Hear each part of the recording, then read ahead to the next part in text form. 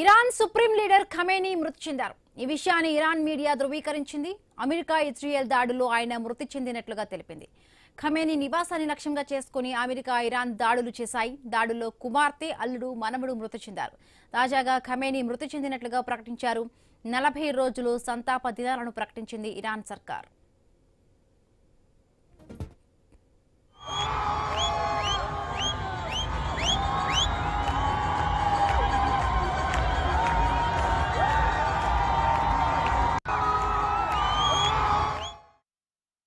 America Israel దాడుల్లో Khamenei కుటుంబంలోని పలువురు మృతి చెందారు. ఆయన కుమార్తె, అల్లుడు, మనవడు ప్రాణాలు కోల్పోయారని ఇరాన్ మీడియా వెల్లడించింది. ఖమేనీ కోడలు కూడా మరణించినట్టుగా తెలుస్తోంది. ఇజ్రాయెల్, అమెరికా పక్కా సమాచారంతోనే ఖమేనీని హతమార్చినట్టుగా తెలుస్తోంది. నిన్న ఆయన తన కార్యాలయంలో సీనియర్ అధికారులతో సమావేశమయ్యారు. ఇదే అదునుగా భారీ దాడులు జరిపినట్టుగా అమెరికా అధికార వర్గాలు పేర్కొన్నట్లు మీడియా కథనాలు వెల్లడిస్తున్నాయి. ఖమేనీ మృతికి సంబంధించి తమ దేశ సీనియర్ అధికారులకు స్పష్టమైన సమాచారం అందిందని ఇరాన్ ప్రకటనకు ముందు ఇజ్రాయెల్ మీడియా పేర్కొంది. ఆయన మృతదేహాన్ని ఇరాన్ అధికారులు శిథిలాల నుంచి స్వాధీనం చేసుకున్నట్టు తెలిపింది. దీనికి సంబంధించిన ఫోటోలను ట్రంప్, నెతన్యాహు చూశారని వెల్లడించింది. ישראל וארצות הברית למבצע משולב להסרת האיום הקיומי על ישראל מצד משטר האייתולות באיראן. אני אמרתי לכם הבוקר, המבצע הגורלי הזה יימשך ככל הדרוש, ודרוש גם אורך רוח. אני מודה לידידי הנשיא דונלד טראמפ על מנהיגותו ההיסטורית. הוא מנהיג שעומד במילתו. שוחחתי איתו שוב הבוקר, ואני מברך על שיתוף הפעולה ההדוק בינינו. שיתוף פעולה שהביא את הברית בין ישראל לארצות הברית לשיא של כל הזמנים. ברית לשלום וברית במלחמה. והמלחמה הזאת תוביל לשלום. שלום אמיתי. במשך 47 שנים קורא משטר האייתולות מוות לישראל, מוות לאמריקה.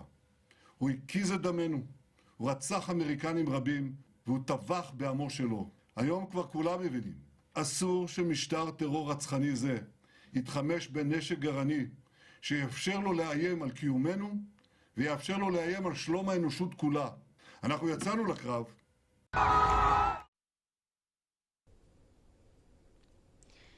ఖమేనీ తరువాత ఇరాన్ సుప్రీం లీడర్ ఎవరు అనే చర్చ జరుగుతోంది. తెరపైకి ఎవరుస్తారు అనే ఆసక్తి నెలకొంది. ఖమేనీ కుమారుడు, ఇరాన్ విప్లవానికి ఆద్యుడైన ఖమేనీ మనవడు రేసులో ఉన్నారు.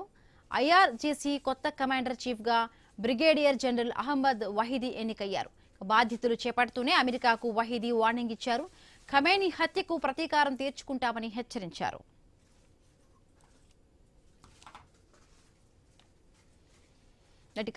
ఇరాన్ సుప్రీం లీడర్ ఖమేనీ మృతితో 40 రోజుల సంతాప దినాలను ఇరాన్ అయితే ప్రకటించింది. సో ఖమేనీ మృతిలో ఆయన వ్యతిరేకులు చాలా వరకు కూడా సంబరాలు చేసుకున్న దృశ్యాలు మనం స్క్రీన్ పైన చూసాం. చాలా వరకు సోషల్ మీడియాలో కూడా ఇవన్నీ కూడా వైరల్ అయ్యాయి. ఖమేనీ నివాసాన్ని లక్ష్యంగా చేసుకుని కూడా అమెరికా, ఇరానీ దాడులు చేసింది. అందులో ఖమేనీ మృతి చెందినట్టుగా కూడా మొత్తానికి నిర్ధారించారు. రైట్, మాట్లాడదాం. విశ్లేషకులు కాటా గౌతమ్ గారు జాయిన్ అయ్యారు. నమస్తే అండి గౌతమ్ గారు. రైట్, ఎట్లా చూడాలి? అలాగే ఇరాన్ సుప్రీం లీడర్ ఖమేనీని హతమార్చినందుకు ప్రతీకారం తీర్చుకుంటామని అమెరికా పైన, అలాగే ఇజ్రాయెల్ పైన కూడా ఇస్లామిక్ రెవల్యూషనరీ గార్డ్ అయితే కార్ప్స్ హెచ్చరించారు. సో ఎట్లా ఉండొచ్చు నెక్స్ట్? అంటే ఇదే విధంగా కూడా అటాక్స్ ఏమైనా జరగచ్చా? ఎట్లాంటి ప్రతీకారం ఇప్పుడు మనం చూసాము. దీంతో ఇప్పటికే అల్లర్లు ఒకవైపు జరుగుతున్నాయి, ఒకవైపు కొంతమంది సంబరాలు చేసుకుంటున్న పరిస్థితి కూడా ఉంది. బట్ అదే విధంగా కూడా అంటే అటాక్ చేస్తామంటూ కూడా అంటున్నారు. ఆల్రెడీ నిన్న వారు మొదలైన దగ్గర నుంచే 9:25 ఇజ్రాయెల్, అమెరికాకి సంబంధించిన వైమానిక దళాలు వెళ్ళి ఖమేనీ నివాసాన్ని చుట్టుపక్కల ముందు అష్టదిగ్బంధం చేసే విధంగా దాడులు చేశాయి. ఆ తర్వాత ఖమేనీని లక్ష్యంగా చేసుకుని కూడా దాడులు చేశారు. బాంబుల వర్షం కురిపించారు. దాంట్లో ఖచ్చితంగా ఖమేనీ చనిపోయి ఉంటాడని వాళ్ళు నిర్ధారించుకున్న తర్వాతనే వాళ్ళు శాంతించింది. కాకపోతే ఇరాన్ కూడా ఏం తక్కువ తినలేదు. ఆల్రెడీ అమెరికా స్థావరాలని, ఈ పశ్చిమాసియాలో ఉన్న అమెరికా స్థావరాలను లక్ష్యంగా చేసుకుని డ్రోన్ దాడులు వాళ్ళు కూడా మొదలు పెట్టారు నిన్ననే. యాక్చువల్గా ఇప్పుడు కొత్తగా మొదలవ్వాల్సింది ఏమీ లేదు, నిన్న నుంచే వాళ్ళు మొదలు పెట్టారు. కాకపోతే ఖమేనీ మృతి తర్వాత ఇంకా ఎక్కువగా దాడులకి పురికొల్పే అవకాశం మెండుగా కనపడతా ఉంది.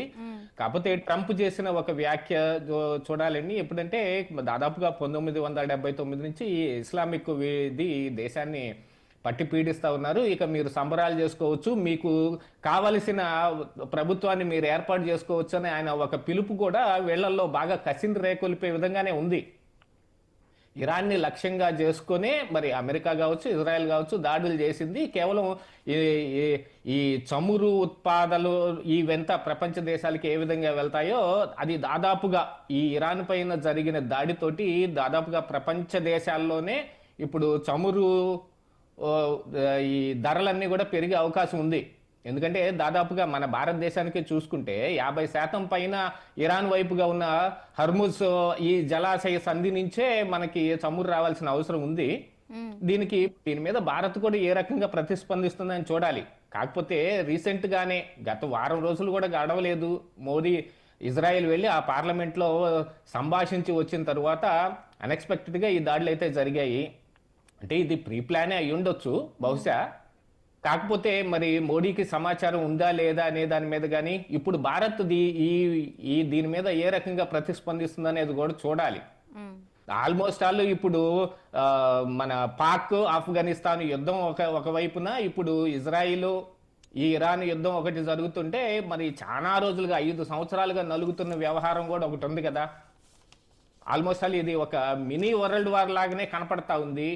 దీని మీద ఇప్పుడు మరి భారత్ లాంటి పెద్ద దేశాలు ఏ రకంగా ప్రతిస్పందిస్తాయని చూడాల్సిన అవసరం అయితే ఉంది. కాకపోతే మనకి దాదాపుగా చమురు ధరలు బాగా హైక్ చూసే అవకాశాలు మెండుగా కనపడుతున్నాయి. దీని మీద మరి భారత్ ఏ రకంగా చూస్తుంది, దీన్ని ఏ విధంగా దీన్ని అంచనా వేసుకుంటుంది అనేది కూడా చూడాలి. గౌతమ్ గారు, ఇప్పుడు మరి రష్యాతో గానీ అమెరికాతో మనకి సంబంధాలు ఉన్న నేపథ్యంలో చాలా న్యూట్రల్ గా భారతదేశం వ్యవహరించిన తీరుంది. బట్ ఇక్కడ ఆ పరిస్థితులు ఎట్లా ఉండవచ్చు? అంత బ్యాలెన్స్డ్ గా కూడా ఈ విషయంలో కూడా భారత్ అంతే న్యూట్రల్ గా కూడా బ్యాలెన్స్ చేయగలుగుతుందా, లేకపోతే ఒక వైపు కూడా సపోర్ట్ చేయాల్సిన పరిస్థితి వస్తే ఎట్లా దీన్ని బ్యాలెన్స్ చేయాలి? యాక్చువల్గా ఇందులో అమెరికా ఏలు పెట్టుంది కాబట్టి భారత్ ఖచ్చితంగా న్యూట్రల్ గా ఉంటుందని ఊహించాల్సిన అవసరం ఉంది. ఎందుకంటే రీసెంట్ గా మన మీద జరిగిన ఈ సుంకాల దాడి ఏదైతే ఉందో, ట్రంప్ పెట్టిన ఈ సుంకాల దాడి ఏదైతే ఉందో దానికి దాదాపుగా భారత్ తల ఊగినట్టుగానే కనపడుతోంది కదా. రష్యా నుంచి చమురు కొనడం ఆపేస్తామని కానీ, లేకపోతే వెనిజువెలా నుంచి అమెరికా నుంచి మాత్రం చమురు కొంటామనే దాని మీద కానీ, లేకపోతే అమెరికా నుంచి దిగుమతి అయ్యే ఉత్పత్తుల మీద బాగా సుంకాలు తగ్గిస్తామనే దాని మీద కూడా ఇప్పుడు ఒక పార్లమెంట్లోనే పెద్ద ప్రతిష్టంభన నెలకొంది. దీనికి ప్రతిపక్ష నాయకుడు రాహుల్ గాంధీ సంధిస్తున్న ప్రశ్నలకు ప్రభుత్వం దగ్గర సమాధానం లేదు. వీటన్నిటిని దృష్టిలో పెట్టుకుంటే ఇప్పుడు భారత్ ఏ రకంగా ఉందో అదే రకంగా ఉండే అవకాశమే మెండుగా కనిపిస్తా ఉంది తప్ప ఇందులో ఒకవైపు సపోర్ట్ చేస్తారు, లేకపోతే మరొక వైపు వీళ్ళు కూడా ప్రత్యక్షంగా దాడులకు దిగుతారని చెప్పడానికి ఏమీ లేదు. ఎప్పుడు ఉన్నలాగానే పరిస్థితి ఉంటుంది. కాకపోతే ఇక్కడ అన్యాయం అయిపోతుంది మరి భారత ప్రజానీకమే అనుకొని చెప్పుకోవాలి. ఇందులో ఎటువంటి నిర్ణయం తీసుకోలేకుండా ఉన్నప్పటికీ గాను మనకు జరిగే నష్టం మనకు జరుగుతుంది. ఆల్రెడీ పెట్రోల్ కానీ డీజిల్ కానీ ఏ ధరలు అంటున్నాయో చూసాం. ఇప్పుడు ముడి చమురు రావాల్సిన చమురు మీద ధర పెరిగింది అనుకోండి, మళ్ళీ వార్తలు కూడా వస్తున్నాయండి. అంటే జనరల్ గా కూడా ఇప్పుడు అక్కడ హర్ముజ్ జలసంధి కూడా మూసేస్తారు, మొత్తం ఈ రవాణా క్రూడ్ ఆయిల్ కి సంబంధించి పెట్రోల్ డీజిల్ ఇవన్నీ కూడా పెరుగుతాయి అంటున్నారు. ఖచ్చితంగా పెరుగుతాయండి. హర్ముజ్ జలసంధి నుంచే మనకి దాదాపుగా 50% దిగుమతులన్నీ అటువైపు నుంచే జరుగుతాయి. మరి ఇక అలాంటిది ఇప్పుడు యుద్ధ మేఘాలు నెలకొని ఉంటే చమురు షిప్పులు ఎలాగొస్తాయి?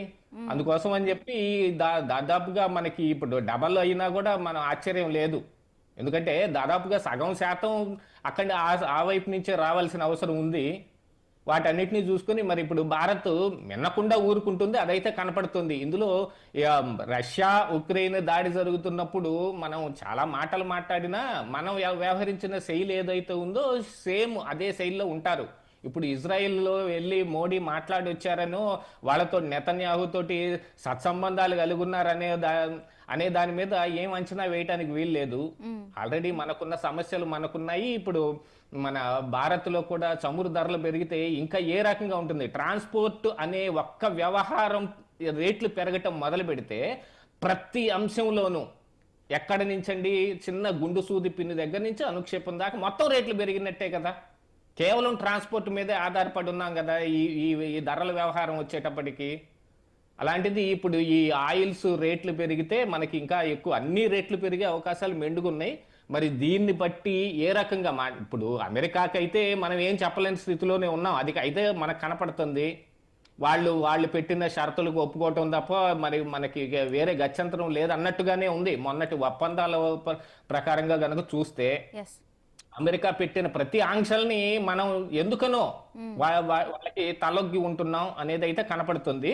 రష్యా దగ్గర నుంచి చమురు కొనకూడదు అని అంటే దానికి కూడా ఒప్పుకున్నారు అని అంటే ఇక ఏ రకంగా ఉందని చూడాలి. గౌతమ్ గారు మనం డిస్కస్ చేద్దాం, చిన్న బ్రేక్ తీసుకుందాం. ఖమేనీ హత్యకు ప్రతీకారం తీర్చుకుంటామంటూ కూడా బాధితులు చేపడుతూనే వహీద్ అయితే అమెరికాకు వార్నింగ్ ఇచ్చారు. తర్వాత దాని గురించి సంబంధించి డీటెయిల్ గా మాట్లాడదాం. చిన్న బ్రేక్ తీసుకుందాం.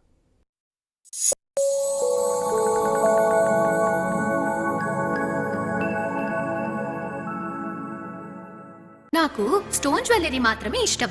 దాన్ని రిస్క్ లేకుండా కొనడం ఎలా? రాళ్లనగ బరువులో రాళ్ళు సెపరేట్, బంగారం సెపరేట్, కరెక్ట్ గా ఉండాలి. దీన్ని పగలగొట్టి చెక్ చేయలేం. మీకు నమ్మకమైన షోరూంలో కొనడమే కరెక్ట్. తక్కువ వేస్టేజ్, జీరో వేస్టేజ్ అని మోసపోయి రాళ్లకు బంగారు రేట్ ఇవ్వకండి, 10 రెట్లు ఎక్కువ ఇస్తారు. రుద్దు రుద్దు గీకు గీకు రుద్దు రుద్దు గీకు గీకు రుద్దు రుద్దు గీకు గీకు రుద్దు గీకు గీకు రుద్దు రుద్దు